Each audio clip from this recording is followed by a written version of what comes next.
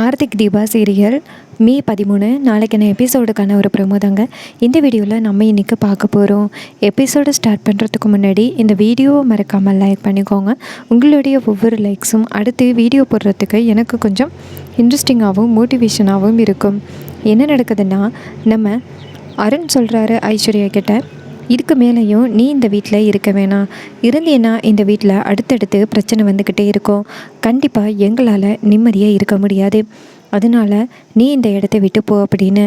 அப்போ அபிராமி சொல்கிறாங்க, அருண் நீ சரியாக தான் சொன்ன, என்னைய கொலை பண்ண முயற்சி பண்ணியிருக்கா. இந்த வீட்டில் நிறைய பிரச்சனைகள் நடந்ததுக்கு ஐஸ்வர்யாவும் ஒரு காரணம்தான். இதுக்கு மேலேயும் இவ இந்த வீட்டில் இருக்கவே வேணாம், வெளியில் போடி அப்படின்னு சொல்ல நம்ம ஐஸ்வர்யா அருணோட காலை பிடிச்சி கெஞ்சுறாங்க. அப்போ அருண் ஐஸ்வர்யாவோட கையை பிடிச்சி இழுத்து கொண்டாந்து வெளியில் தள்ளுறாரு. அப்போ நம்ம கார்த்தி அந்த இடத்துக்கு வராரு. கரெக்டாக ஐஸ்வர்யா கார்த்தியோட காலில் போய் விழுகிறாங்க. அப்போ நம்ம ஐஸ்வர்யா கார்த்தியை பார்த்துட்டு, கார்த்திக் தம்பி நீங்களாவது சொல்லுங்கள், நான் ஒரு சின்ன தப்பு பண்ணிட்டேன், அதுக்காக இன்னையை இவங்க வீட்டை விட்டு அனுப்புகிறாங்க அப்படின்னு. அப்போ கார்த்தி நேராக அபிராமிகிட்ட கேட்குறாங்க, அம்மா என்னாச்சு, எதுக்காக அண்ணியை வீட்டை விட்டு அனுப்புகிறீங்க, அவங்க என்ன தப்பு பண்ணாங்க, அதுவும் கர்ப்பமாக இருக்கிற நேரத்தில் இப்படி தள்ளி விடலாமா அப்படின்னு கேட்க, அப்போ அபிராமி சொல்கிறாங்க, யார் கர்ப்பமாக இருக்கா, இவளா, இவ நம்ம எல்லாரையுமே ஏமாத்திருக்கா கார்த்தி அப்படின்னு. அப்போ கார்த்திக் கேட்குறாரு, அம்மா எனக்கு புரியலை அப்படின்னு. அப்போ தீபா சொல்கிறாங்க, ஆமாம் கார்த்திக் சார், இத்தனை நாளும் இவங்க கர்ப்பமாக இருக்கேன்னு சொல்லி நம்ம எல்லாரையுமே ஏமாத்திருக்காங்க அப்படின்னு. இது கேட்டுட்டு கார்த்தி செமையாக ஷாக் ஆகுறாரு. அப்போ அபிராமி கேட்குறாங்க, இப்போ சொல்லு கார்த்தி, இவ இந்த வீட்டில் இருக்கலாமா அப்படின்னு. அப்போ கார்த்தி சொல்கிறாரு, அம்மா ஏதோ தப்பு பண்ணிட்டாங்க, இதுக்கப்புறம் தப்பு பண்ண மாட்டேன்னு தானே சொல்கிறாங்க, தயவு செஞ்சு அவங்கள மன்னிச்சு ஏற்றுக்கோங்க அப்படின்னு. ஆனால் அருண் சொல்கிறாரு, கார்த்தி இவ மறுபடியும் நம்ம வீட்டுக்குள்ளே வந்தா தீபாவை எப்படி துரத்தி அடிக்கிறது, இந்த சொத்தை எப்படி பிரிக்கிறதுன்னு ஒரே திட்டத்தோடையும் ஒரே குறிக்கோளோடையும் தான் இருப்பா. இவ கண்டிப்பாக திறந்து போகிறதுக்கு வாய்ப்பே கிடையாது, இவளை வீட்டுக்கு அனுப்புனா தான் சரிப்பட்டு வரும் அப்படின்னு சொல்கிறாங்க. அப்போ ஐஸ்வர்யா சொல்கிறாங்க, நான் எங்கே போவேன் உங்களை விட்டு அப்படின்னு. அப்போ அருண் சொல்கிறாரு, இத்தனை நாளும் எந்த குருட்டு நம்பிக்கையில் இப்படிப்பட்ட ஒரு பொய்யை சொல்லிக்கிட்டு இருந்தியோ அங்கேயே போயிரு அப்படின்னு. இதை கேட்டுட்டு ஐஸ்வர்யா ஷாக் ஆகி வீட்டை விட்டு வெளியில் போகிறாங்க. இதை பார்த்துட்டு நம்ம மீனாட்சி சொல்கிறாங்க, நீ செஞ்ச தப்புக்கு உனக்கு சரியான பதிலடி தான் கிடச்சிருக்கு அப்படின்னு. அப்போ ஐஸ்வர்யா நேராக மீனாட்சிக்கிட்ட, இங்கே பாருங்கள், நீ தீபா மைதிலி 3 பேருமே சேர்ந்து என்னை வீட்டை விட்டு அனுப்பிட்டீங்கல்ல, கண்டிப்பாக உங்கள் யாரையுமே நான் சும்மா விட மாட்டேன் அப்படின்னு சொல்லிட்டு ஐஸ்வர்யா அந்த இடத்துலேருந்து போகிறாங்க. அப்போ நம்ம மீனாட்சிக்கிட்ட தீபா போய் கேட்குறாங்க, அந்த ஐஸ்வர்யா என்ன சொல்லிட்டு போகிறாங்க அப்படின்னு. அதுக்கு மீனாட்சி சொல்கிறாங்க, நம்ம 3 பேரையும் பழி வாங்குவேன்னு. அதுக்கு தீபா சொல்கிறாங்க, அவள் இன்னுமே திறந்தலை அப்படின்னு. அதுக்கு மீனாட்சி சொல்கிறாங்க, அத்தை அவளை இந்த வீட்டை விட்டு அனுப்புனது கரெக்டு தான், ஏன்னா அவள் எத்தனை ஜென்மம் எடுத்தாலும் கண்டிப்பாக திறந்துறதுக்கு வாய்ப்பே கிடையாது அப்படின்னு. இது கேட்டுட்டு நம்ம தீபா சொல்கிறாங்க, சரி நம்மளுடைய அடுத்த வேலையை பார்ப்போம் வாங்க அப்படின்னு. அப்போ மீனாட்சி கேட்குறாங்க, தீபா உங்ககிட்ட ஒரு முக்கியமான விஷயம் சொல்லணும் அப்படின்னு. அப்போ தீபா கேட்குறாங்க, சொல்லுங்கக்கா என்னாச்சு அப்படின்னு. அதுக்கு மீனாட்சி சொல்கிறாங்க, இங்கே பாரு தீபா, நான் உண்மையிலேயே 2வது கல்யாணம் பண்ணலாம்னு நினைக்கிறேன் அப்படின்னு. அதுக்கு தீபா கேட்குறாங்க, அக்கா என்னக்கா சொல்கிறீங்க, ஃபஸ்ட்டு அந்த ரியாவை பற்றின உண்மைகளை ஆனந்துக்கு புரிய வச்சுட்டு நாங்கள் வந்துட்டு உங்களையும் ஆனந்தையும் சேர்த்து வைக்கலாம்னு நினச்சிக்கிட்டு இருக்கோம், ஆனால் நீங்கள் என்ன 2வது கல்யாணம் பண்ணுறேன்னு சொல்கிறீங்க, இதெல்லாம் தப்பு அப்படின்னு. அதுக்கு மீனாட்சி சொல்கிறாங்க, கண்டிப்பாக ரியாவை பற்றின உண்மைகள் ஆனந்துக்கு தெரியும், ஆனால் அதையும் ஏற்றுக்கிட்டு அவளை இந்த வீட்டில் வச்சுருக்காருன்னா கண்டிப்பாக அவருக்கு எல்லாமே ஓகேன்னு தானே அர்த்தம். இதுக்கப்புறமும் நான் இந்த வீட்டில் இருக்கிறது ரொம்ப கஷ்டம், நான் இன்னொரு கல்யாணம் பண்ணிவிட்டு என்னுடைய லைஃப்பை பார்த்துக்கிட்டு போக போகிறேன் அப்படின்னு.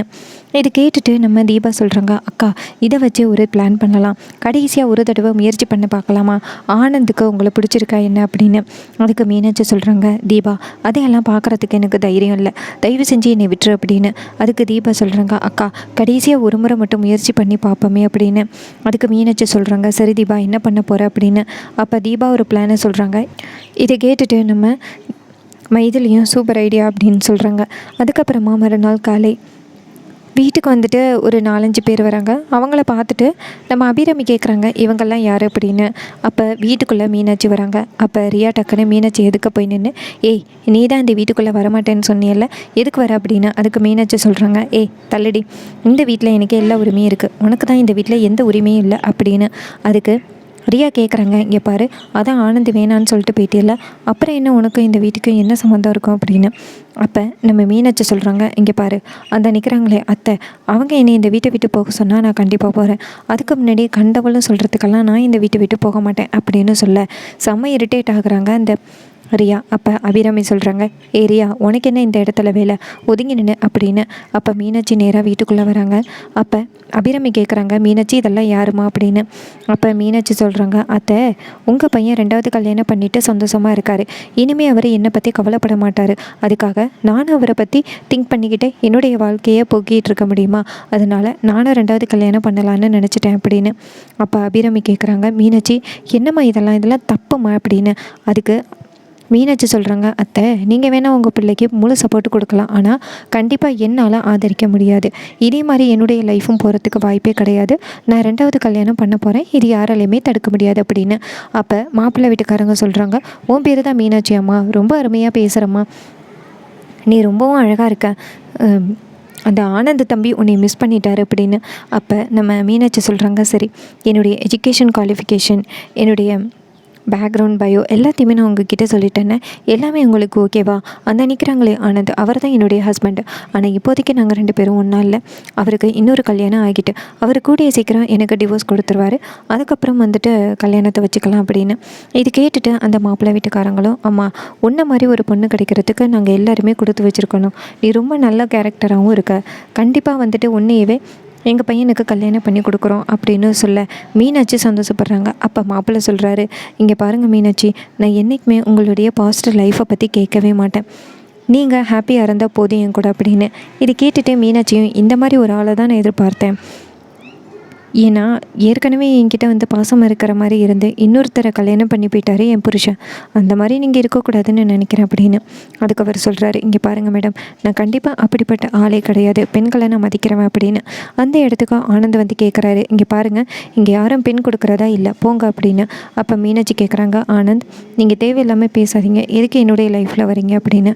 அப்போ ஆனந்த் சொல்கிறாரு, இங்கே பாரு மீனாட்சி, உனக்கு நான் இன்னும் வந்துட்டு டிவோர்ஸ் கொடுக்கல அப்படின்னு. அப்போ மீனாட்சி சொல்கிறாங்க, இங்கே பாருங்கள், டிவோர்ஸ் கொடுத்துட்டீங்க அப்படின்னு.